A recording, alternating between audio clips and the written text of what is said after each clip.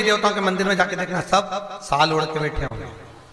और शंकर जी के मंदिर में जाके देखना, बाल्टी भर के पानी तैयार।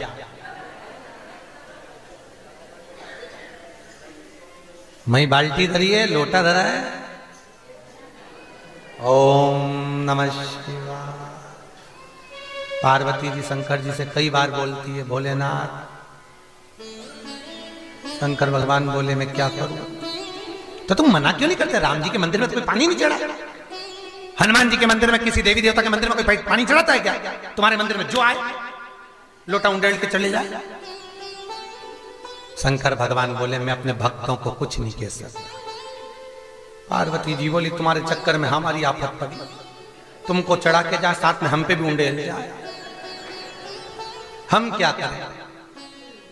शंकर भगवान बोले एक काम करो, मैं यहां बैठा हूं, तुम थोड़ी ऊंची बैठ जाओ, थोड़े ऊपर।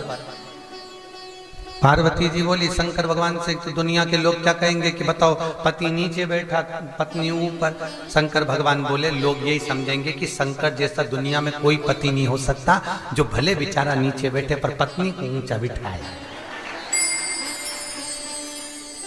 इसीलिए दुनिया की माताएं जब भी व्रत करती है, कुंवारी कन्या जब भी पूजन करती है, उससे पूछो तो एक ही बात कहती है, शंकर जैसा पति चाहिए।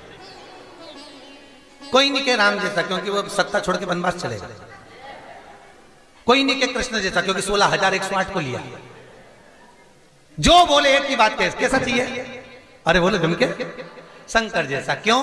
कुछ नहीं बोले, अपनी मस्ती में। और धर्म पत्नी को भी रखे तो हमेशा से ऊंचा, जो आए वो इन पे उंडेल जाए, पर वो जगदम्बा वहीं बैठी हाथ जोड़ के। पार्वती जी बोले इनके चक्कर में कब तक कपड़ा बदलूंगा? बोले जो आए ना पानी उंडेल जाए तो हम तो एक साइड अच्छे, मैं बैठा। किसी भी शंकर जी के मंदिर में जाके देखना, शंकर जी आराम से अलमस्ती में बैठे, पार्वती जी साइड में हाथ जोड़ के, यही है मस्ती में चलाइए।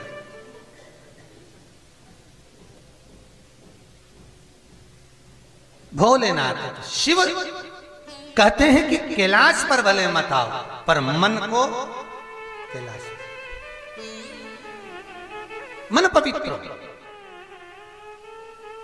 गंगा कह रही है मेरे जल में जब तक अस्थियां पड़ी रहे तब तक जीव बैकुंठ का निवास करे। और दूसरा वर माता गंगा ने शंकर जी से मांगा, भोलेनाथ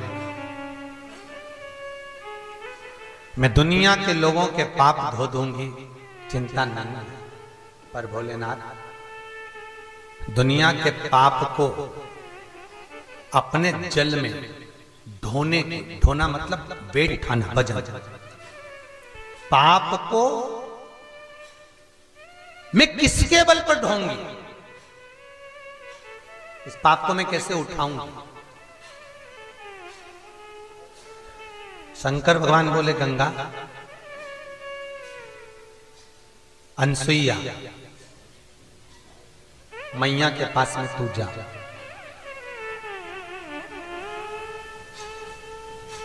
और अनसुईया जी से विनती कर। इसलिए यहां पर गुप्त गोदावरी गंगा है। कौन सी है? गुप्त गोदावरी गंगा।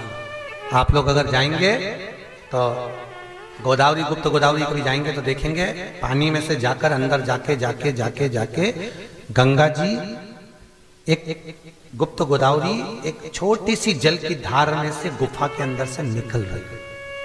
यहां के बाद फिर वो गुप्त हो जाता है, फिर सीधे राम के चरणारविंद को छूने के लिए नासिक में मिलेगी। यहां के बाद सीधे राम के चरण छूने के लिए वहां मिलेगी। गंगा कह रही है, विनती कर रही है। शंकर भगवान बोले तू जा और अनसुईया जी से विनती कर। अनसुईया जी का आश्रम है, और आंतरी अनसुईया जी के आश्रम में पहुंची है गंगा। गंगा ने जाकर विनती करी, मां अनसुईया जी पति चरणों की सेवा में लीन थी, पति के चरणारविंद का अनुमोदन करती थी। कभी अनसुईया जी ने दिखावा नहीं करा। आजकल की कुछ लोग ऐसे होते हैं जो पतिव्रता धर्म का भी दिखावा करते हैं। वो दिखावा नहीं करते, उसका मन पवित्र है, होता है। एक दो बहनें पास पास में बैठी थी, एक बहन वो मूसल से धान कूट रही थी। इतने में उसके पति ने आवाज लगा दी, अरे सुनती है, प्यास लगी है। उसका मूसल ऊपर के ऊपर छोड़ के वो पानी देने चली गई। हवा में मूसल टंगा। इसने पास में जो बैठी थी, इसने हाथ लगा के देखा तो मूसल तो हवा। अब वो आई वापिस, उसने मूसल पकड़ा, फिर कूटना चालू कर दिया। तो वो पड़ोसन के लगा कि आखिर ये मैजिक हुआ कैसे, या फिर जादू कैसे हो गया। उसने पूछा, जी ये हवा में कैसे टंग गया। उसने कहा कुछ नहीं, मैं अपने पति की सेवा करती हूं परमेश्वर मानकर, जैसा वो बोलता है वैसी करती हूं। एक आवाज लगा दे मैं दौड़ कर चली जाती हूं, उसके लिए ही मैं जीती हूं, उसके चरणारविंद का अनुमोदन करती हूं। तो जो उसको अच्छा लगता है मैं भोजन बनाती हूं, प्रेम भाव से पवाती हूं।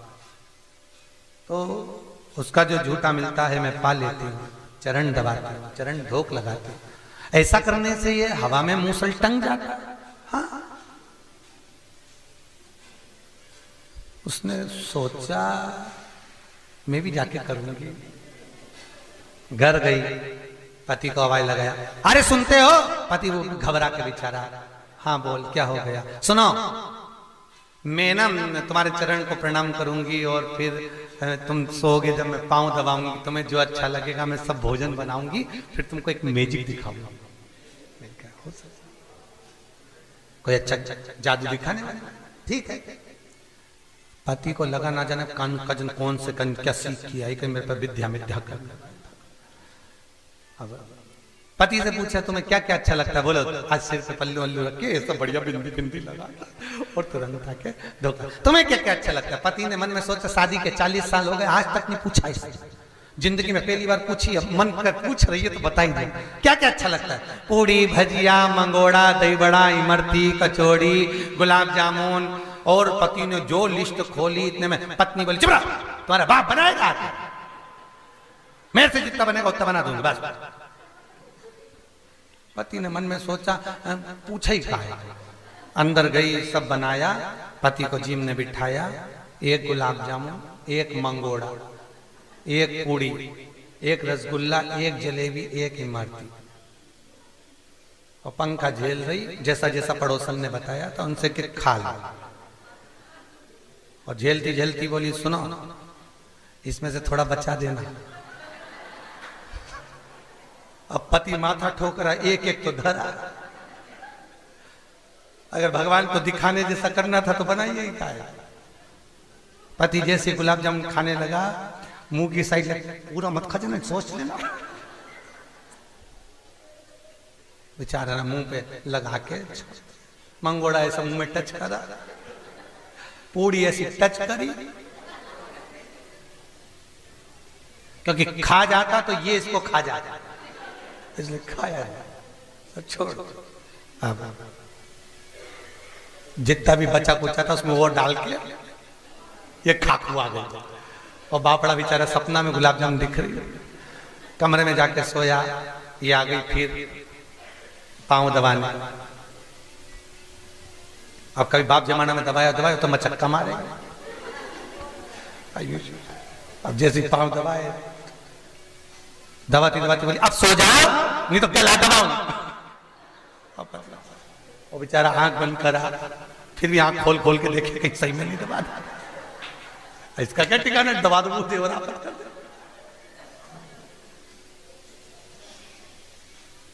फिर दबा दो दे, फिर क्या मतलब का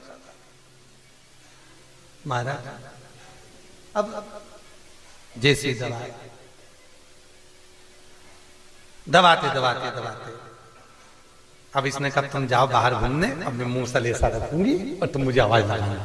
अब इसने जैसे मूसल पकड़ के दोच रही, 4-6 बार देख लिया, आया तो है ही नहीं आवाज।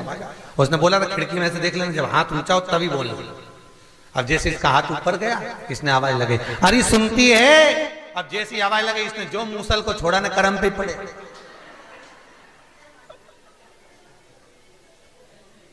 वो खून निकला। पति बोला पट्टी लगा दूं ला, पत्नी की आग लग जाती और पट्टी में नहीं करता। देखा देखी में काम बिगड़ गया। कभी किसी की देखा देखी मत करो, अपना जो मन करता है दिल से वो इतना भजन करता है उसके जैसा देखकर हमको भजन नहीं करना। वो इतना पूजन करता है उसके देखकर हमको पूजन नहीं करना। वो ऐसा कीर्तन करता है उसको देखकर हमें कीर्तन नहीं करना। वो ऐसा स्मरण करता है हमको उसको देखकर स्मरण नहीं करना। हमें अपनी मर्जी से उस परमात्मा को पाने के लिए दिखावा नहीं करना, हमको उसको पाने का तरीका ढूंढना। शिव पुराण कहती है, बहुत सुंदर चरित्र है महाराज। शंकर की कथा कहती है कि कई लोग कहते हैं कि हम हनुमान चालीसा पढ़ते हैं, कोई कहता हम शिव स्तोत्र पढ़ते हैं, कोई कहता हम राम रक्षा स्तोत्र पढ़ते हैं, कोई कहता हम शिव तांडव पढ़ते हैं, कोई कहता हम गीता जी का ये वाला अध्याय करते हैं, कोई कहता है हम ये वाला पाठ करते हैं। शिव पुराण कहती है किसी पाठ और अनुष्ठान की देवता को प्रसन्न करने के लिए जरूरत नहीं पड़ती। आप किसी पाठ को नहीं भी पढ़ेंगे चलेगा, पर आप अपने मन से कोई ऐसी स्तुति कभी भगवान के सामने कर दो, भोलेनाथ बहुत दिन हो गए, ठंड लग रही होगी, आपको कुछ उड़ा दो, कभी मन करे तो जाकर भगवान के सामने बैठकर अपने दिल की स्तुति करो। किसी की पढ़ी हुई, किसी की लिखी हुई, किसी की बाती हुई नहीं, अपने दिल से करो।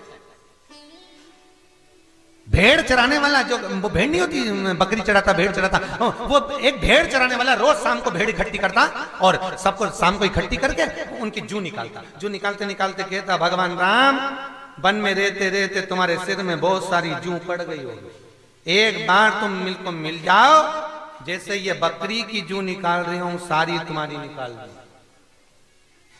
एक संत निकल के जा रहे थे, संत को क्रोध आ गया। संत ने जाकर एक थप्पड़ मार के कहा, बेवकूफ, पागल है, मूर्ख है, अकल नहीं है तेरे में, ये क्या कह रहा है कि भगवान राम को जू पड़ गई होगी, एक बार मिल जाओ सारी जू निकाल दूंगा। ये भगवान को भी जू पड़ दी। आज के बाद ऐसा बोला तो सोच लेना। उसने बोलना बंद कर दिया बेचारे ने।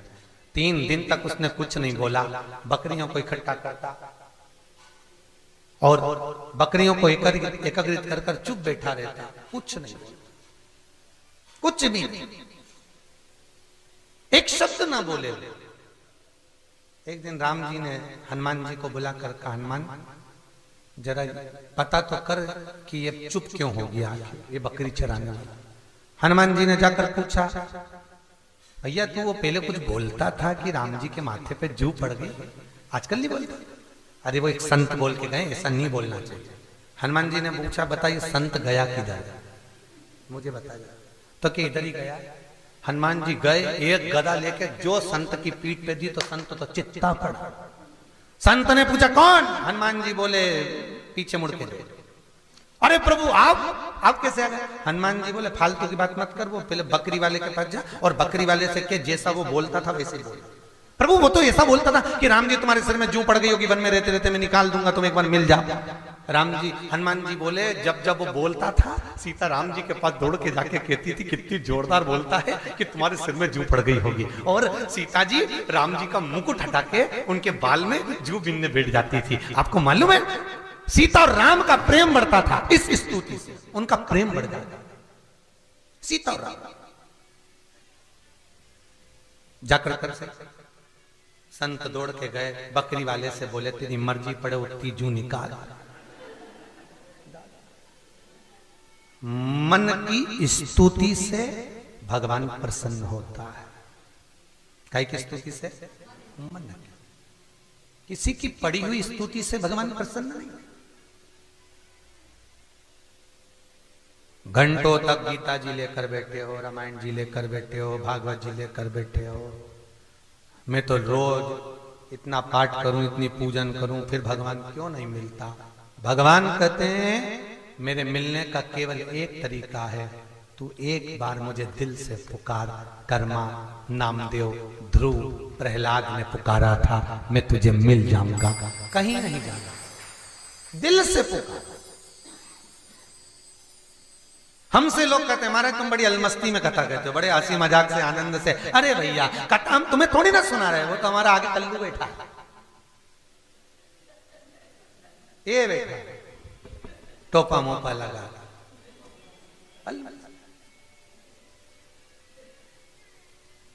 वो करा रहा है, सुन रहा है अपनी मस्ती में बहुत।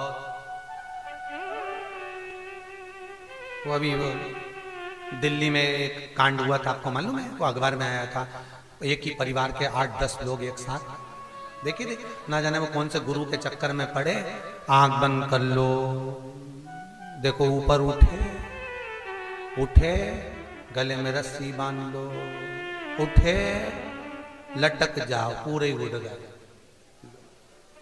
सही है कि गलत है? ईमानदारी से बोलो। शिव महापुराण की कथा कहती है, मंदिर में जाकर, किसी चौखट पर जाकर, किसी भगवान के दरवाजे पर जाकर हाथ जोड़कर कभी आंख बंद करने की जरूरत नहीं है। ईमानदारी से बोलना, तुम तुम्हारी बहन के घर जाओ, तुम तुम्हारे रिश्तेदार के यहाँ जाओ, और वहां जाकर जैसे वो दरवाजा खोले तुम आंख बंद करके खड़े जाओ, तो बहन भी कहेगी यार आंख तो खोल ले, मैंने दरवाजा खोल दिया, तुम तो आंख ही नहीं खोलो। बहन को बुरा लगेगा कि नहीं लगेगा कि मैंने आंख काहे के लिए दी है? बोलो जरा, देखने के लिए। अब तुम मंदिर में जाकर भगवान का दर्शन करने आए, हजारों रुपए का टिकट करवाया, रिजर्वेशन, इतनी दूर से आए, और उसके बाद भी जैसे तिरुपति बालाजी के मंदिर में तुम देखना ढेर भीड़, तिरुपति में, नाथद्वारा में, सांवरिया सेठ में, बद्रीनाथ में, केदारनाथ में लाखों की जनता, और जैसे मंदिर में पहुंचे भगवान के सामने, भगवान भी कह रहा हो आंखों के अंधों, मेरे सामने तक खर्चा कर कर आए हो, 1 मिनट मुझसे नींद तो मिला लो, और मेरे सामने आके भी आंख बंद कर ली। तिरुपति में एक बार कथा हुई, तिरुमाला में, वल्लभ मठ में, एक हाथीराम मठ में हुई थी, वल्लभ मठ में कथा थी। हम दर्शन करके बाहर खड़े थे तिरुपति के, और इतने में एक व्यक्ति कोई नया नवेला दर्शन करने आया, वो बाहर आके पूछ रहा, क्यों भगवान कहाँ है? हमने कहा तू कहां से आया? तो क्या अभी अंदर से तो आया? तो अंदर भगवान नहीं मिला कि वहां तो सोना ही सोना, पूरी अलमारी सोने की जड़ी जड़ी, सब दूर सोना, और एक सामने कुछ हीरा पन्ना चमक रहा था, बस वो हीरा पन्ना जो चमक रहा था, वहीं पे जो काला काला सा मुख दिख रहा था, कि हाँ एक कुछ दिखा था, सफेद सफेद दिखा था, बस वही भगवान। अरे भगवान, जैसे ही लोग बाग हाथ जोड़े ऐसा ऐसा करें, मैंने भी कर लिया, और जैसे हाथ जोड़े आंख बंद करी, और इतने में धक्का मार के भगवान तो मिला ही नहीं। भगवान भी कहे इतनी दूर से आया है और नेत्र बंद कर कर बैठ गया। भगवान भी कहे फिर आया काहे को? न जी भर के देखा, न कोई बात की, बड़ी आरजू थी मुलाकात की। इतनी दूर से चल कर आए थे, हजारों रुपए खर्च कर कर आए थे, 2 मिनट नहीं बैठे उसके, 2 क्षण नहीं बैठे उसके, 1 मिनट उससे बात करने का मौका नहीं मिला। 14 वर्ष के वनवास में राम जी ने 2 वर्ष सब दूर निकाले, बाकी के 12 वर्ष यही निकाले। मेरे राम जी महाराज चित्रकूट की भूमि पर सबसे ज्यादा रहे, यही कांकानाथ पर्वत जिस पर राम जी बैठे थे। अभी कथा चल रही है शिव, उसमें चरित्र है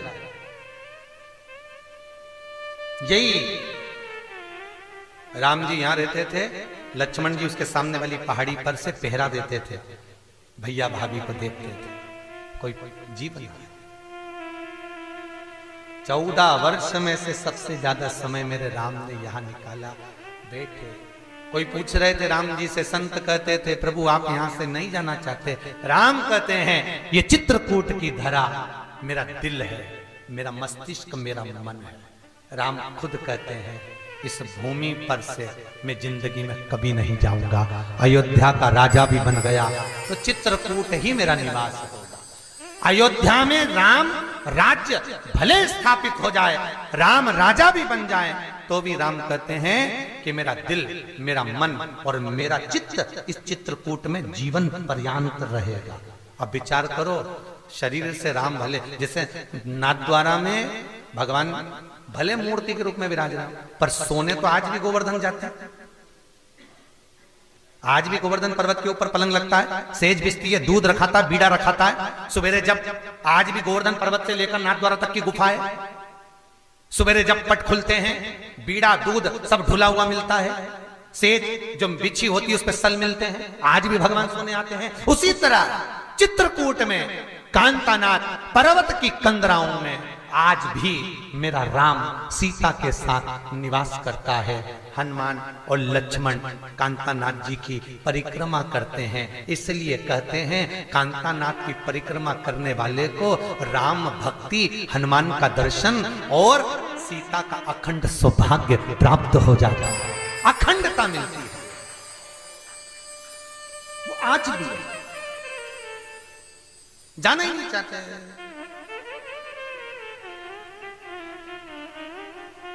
सारे तीर्थों का जल लाए थे राम को राजा बनाने के लिए, यही चित्रकूट में। कौन लाए थे? भरत जी। मना कर दिया, मैं नहीं। तो रामचरितमानस में लिखा है हजारों नदियां, हजारों तालाब, हजारों कुंड, हजारों तीर्थ इस पूरे भारत की भूमि पर है। भरत जी ने कहा था मेरा भाई राम अयोध्या का राजा बनेगा, इसलिए जहां तहां सारे नलकूप भवन सब दूर से जल लेकर सारे तीर्थों का जल मंगवाया गया। राम जी ने मना कर दिया, मैं राज्य नहीं पाना चाहता, इस जल का क्या करेंगे? तो कहा भरत इसको एक कुएं में डाल दो। आज भी वो भरत कूप जिस कुएं में जल डाला गया है यही चित्रकूट से कुछ दूरी पर है। आज भी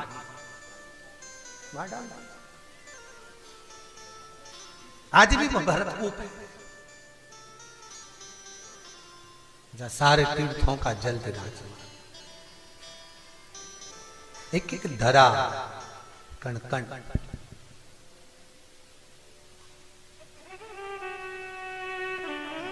देखा देखी ना हो चित्तवृत्ति में, अपनी मर्जी से भगवान को कुछ कहो, अपने दिल से भगवान को कुछ कहो, और जब अपने मन से दिल से भगवान को कहोगे तो वो मिलेगा, जरूर मिलेगा। आज गंगा क्या चाहती है? मैं ये पाप का बोझा कैसे ढोऊंगी? इस पाप को कम करने के लिए मुझे किसी जो पति को परमेश्वर मानती हो, पति के चरणों का स्मरण करती हो, ऐसी नारी का सौभाग्य का थोड़ा सा अंश दिलवा दीजिए।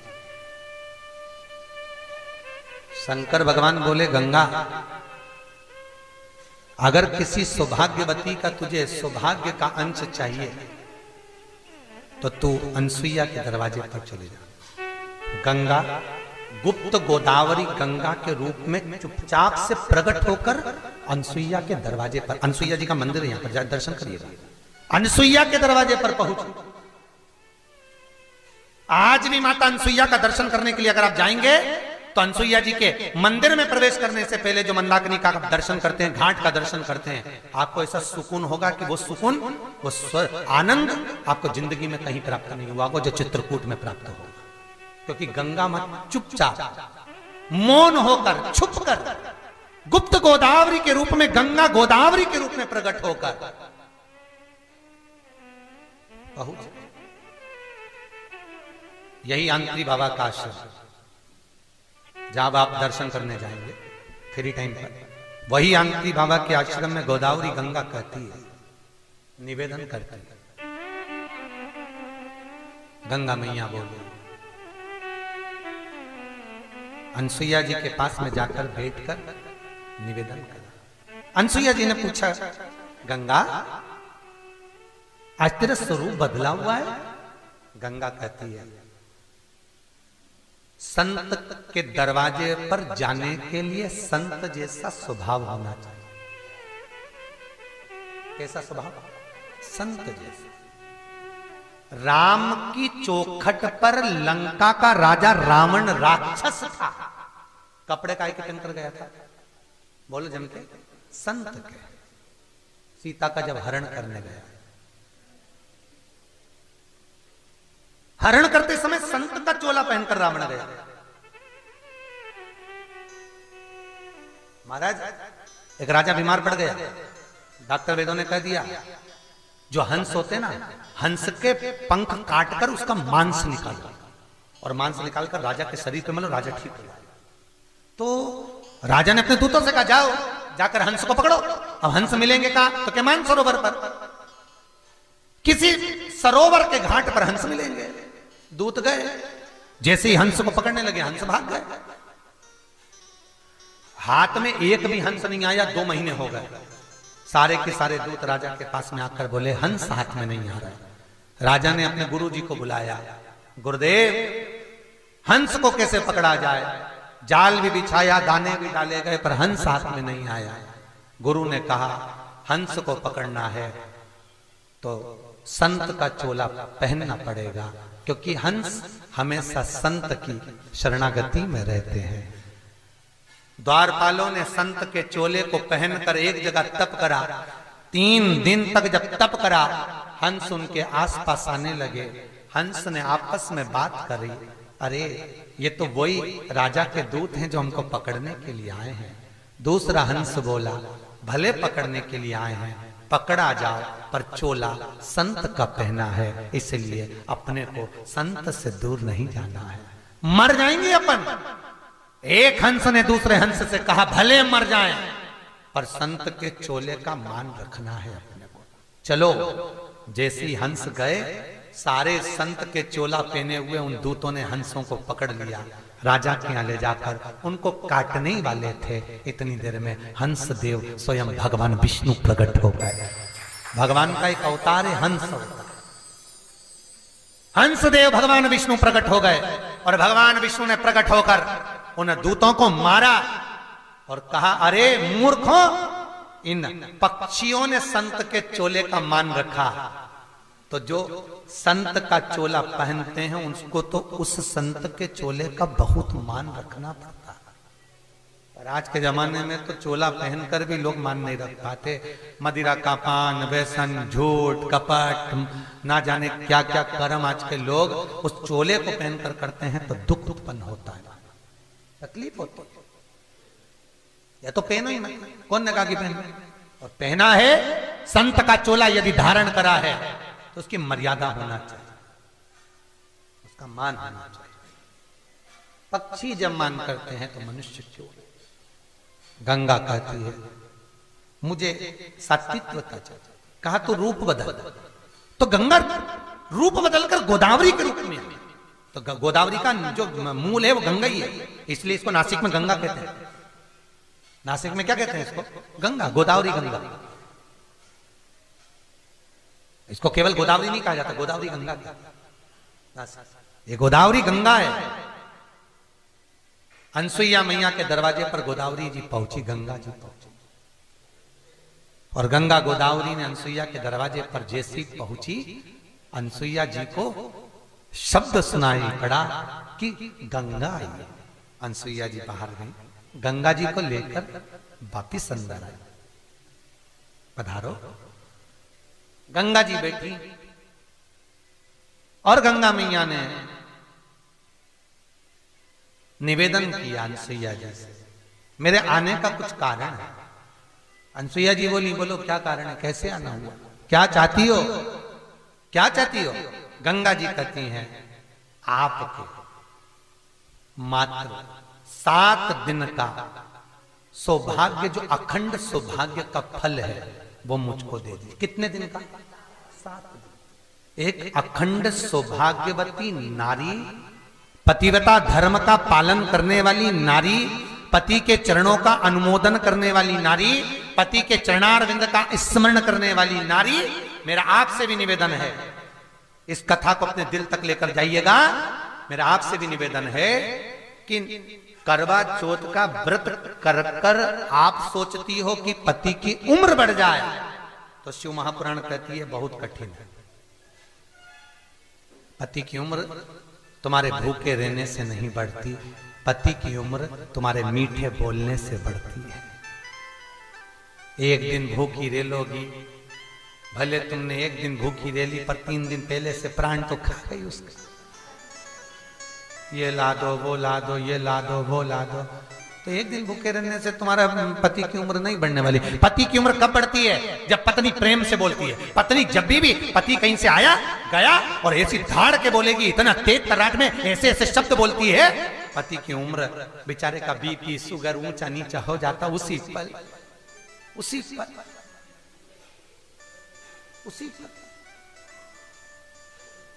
तो ईमानदारी से बोलो, ये जो बीपी शुगर ऊंचा नीचा होता है तो इससे उम्र बढ़ती है कि घटती? बोलो तो रे, घटती है। और जब तुम प्रेम से बोलोगी ना, बहुत प्रेम से, तो पति भगवान से कहेगा, प्रभु मुझे 2-4 साल की और उम्र बढ़ा देना, इसके साथ रहूं तो मेरी जिंदगी अच्छी निकल। कहते हैं सफर अच्छा है, मना नहीं, बहुत अच्छा सफर हो, पर सफर से ज्यादा हम सफर अच्छा, सफर से ज्यादा हम सफर अच्छा। तुम भी सफर करके आई हो और मालूम पड़े ट्रेन में दिन भर झगड़ा, जरा सा अटैची के पीछे सामान, तुम्हारे साथ में भी सफर में ऐसा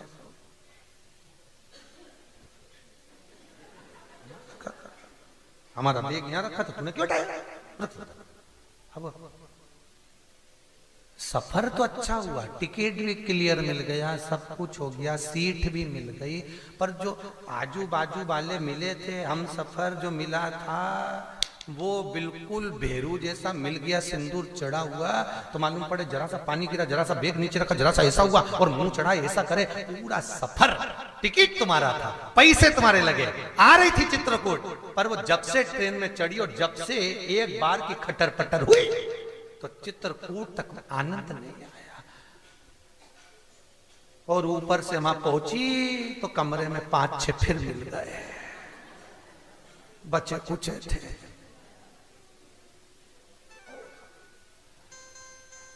अब चिंता लगी, पलंग 2 जनी का है 5, तेरा क्या होगा रे कालिया? अब देख, अब चित्तवृत्ति सफर अच्छा हो, मना नहीं है, पर हम सफर और अच्छा होना चाहिए। जिसके साथ तुम सफर करने जा रहे हो, जिसके साथ आप तीर्थ करने जा रहे हो, जिसके साथ आप भगवत भजन करने जा रहे हो, जिसके साथ आप आपकी जिंदगी निकालने जा रहे हो, वो आपके अनुकूल होना चाहिए। आपके मैंने हडिया जी से बोला, हडिया जी तुम्हारे ग्रुप में 65 लोग आए हुए हैं, 61, 62, 63 ऐसे कुछ है इनका, तो 65 लोग आए हुए हैं, पर सभी के चेहरे पर स्माइल है, सबका। इतनी दूर गायत्री शक्तिपीठ इनको मिला है, यहाँ से सबसे दूर वाला भवन इन्हीं को प्राप्त हुआ, उसके बाद भी किसी के चेहरे पर शिकन नहीं है। तो हरडिया जी बोलते हैं, महाराज ये सब जितने भी है ना, पूरा एक परिवार जैसे चलते हैं, और परिवार में कई तरह के लोग होते हैं, कोई तेज भी हो, कोई नरम भी हो, पर संगत का जब असर होता है, सब ऐसे सत्संग करते हैं, ऐसा आनंद लेते हैं कि अपना परिवार घर सब भूल कर एक मस्ती में डूब गए, एक मस्ती।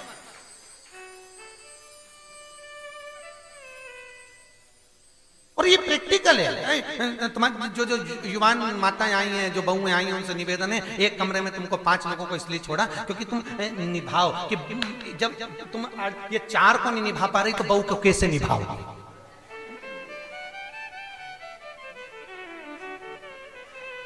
ये तुम्हारा प्रैक्टिकल एग्जाम में पास होना था।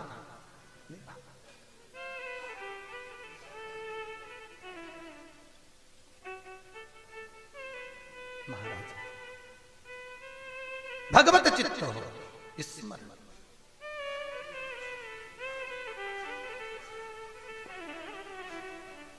मुझे आज उज्जैन की एक कथा याद आ गई, 84 महादेव की। चौथे दिन यात्रा समापन होना थी, और उसी दिन यात्रा लंबी थी, और एक जगह वो पूड़ी बनवाई, याद आई? और एक जगह वो पूड़ी बनवाई, समिति वालों ने बनवाई इधर थी, उसके बाजू में स्कूल था सरकारी स्कूल में वो दिन का भोजन, उसमें बने थे आंगनबाड़ी के पराठे, मिलना थी यहाँ पूड़ी, पहुंच गई मां पराठा। तो कुछ माताएं पराठा खा रही थी, तो हमने पूछ लिया ये पराठे कहां से आए, तो कि वहां मिल तो रहे। तो हमने जाकर देखा, तो हमने तो कहा हमने मेथी की पूड़ी बनवाई थी, तो पराठा कहां से आया रे? तो वहां तो कोई ने नहीं बताया। फिर बाजू में गए तो वहां पर वो छोटे छोटे बच्चों को आंगनबाड़ी का भोजन मिल रहा था। तब मालूम पड़ा कि वो आंगनबाड़ी का पराठा खा गए। राम भला करे। ये उसी में हाल हो गया जैसे एक जगह की बारात, हमारे सीहोर में एक जगह की बारात आई राम। अब हमारे सीहोर की क्या क्या हो रहे पर बोल दो। और सीहोर में बारात आई वर्मा जी के यहाँ। अब बारात आई तो वर्मा जी के यहाँ एक मकान, ऊपर का मकान था हमारे पास वाले का, उनने खाली करके दे दिया। खाली करके दिया, उसमें बस 2 सोफे रख दिया। अब बारात वापिस गई तो वहीं जो दहेज में सामान मिला था वो उन्हीं के कमरे में रखा था। मालूम पड़े वो वर्मा जी के भी सोफे ले गए। वो खुद के तो लेगा बारात, वर्मा के लिए। वर्मा जी ने कसम खाली किया कभी नहीं। बोलो हर हर महादेव। भगवान शिव की कृपा गंगा गुप्त गोदावरी के रूप में यहां प्रकट, और गोदावरी के रूप में प्रकट होकर गंगा अनसुईया जी के द्वार पर पहुंची। मां अनसुईया से कहती है मुझे 7 दिन का सात्वित्व चाहिए।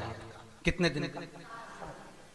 एक अखंडता का व्रत धारण करने वाली, पति को परमेश्वर मानने वाली, पति के चरणों का अनुमोदन करने वाली, चरणारविंद का रसतत्व ग्रहण करने वाला, मुझे केवल 7 दिन का सात्वित्व दे।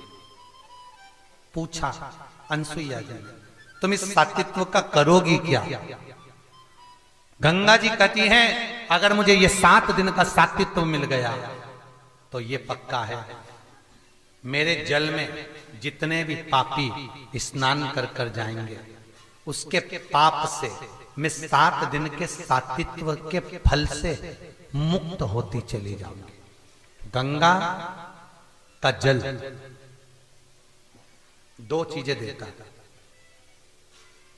देता तो बहुत सी है चीजें, और गंगा का जल 2 चीजें देता है। क्या क्या?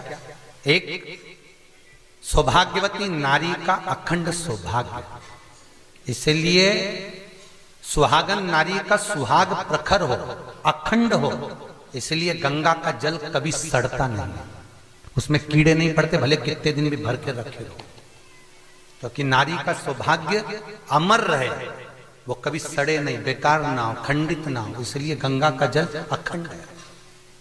नारी का सौभाग्य प्रखर करता है गंगा का जल, गंगा का स्नान, गंगा का दर्शन, गंगा का पान, और दूसरा गंगा का जल भक्ति प्रदान करता है। क्या देता है? भक्ति।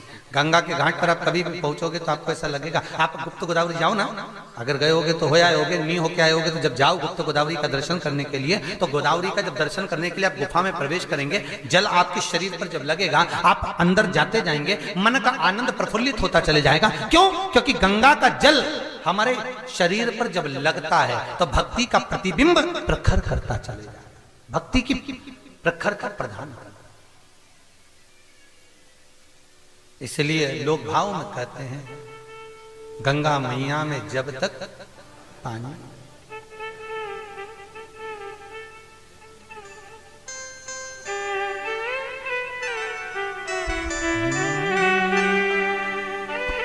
जिंदगानी रहे मैया ओ गंगा मैया, मैया ओ गंगा मैया, गंगा मैया में जब तक के पानी रहे, मेरे सजना तेरी जिंदगानी रहे, जिंदगानी रहे मैया ओ गंगा मैया, मैया ओ गंगा मैया, ओ मैया गंगा मैया, मैया ओ गंगा मैया।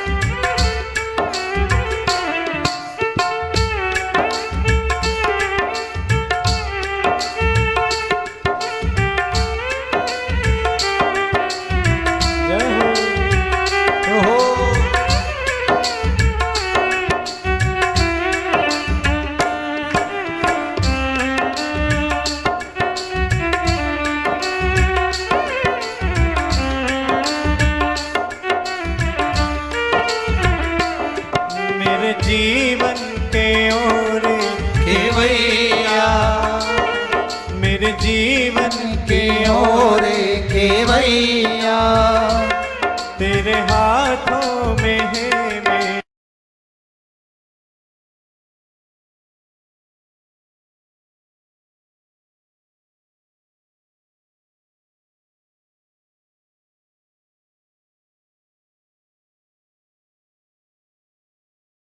है दीवानी रहे, ओ जिंदगानी रहे मैया, ओ गंगा मैया, मैया, ओ गंगा मैया, ओ मैया, गंगा मैया, मैया, ओ गंगा मैया, गंगा मैया में जब तक के पानी रहे, मेरे सजना तेरी जिंदगानी रहे, हो जिंदगानी रहे मैया, ओ गंगा मैया।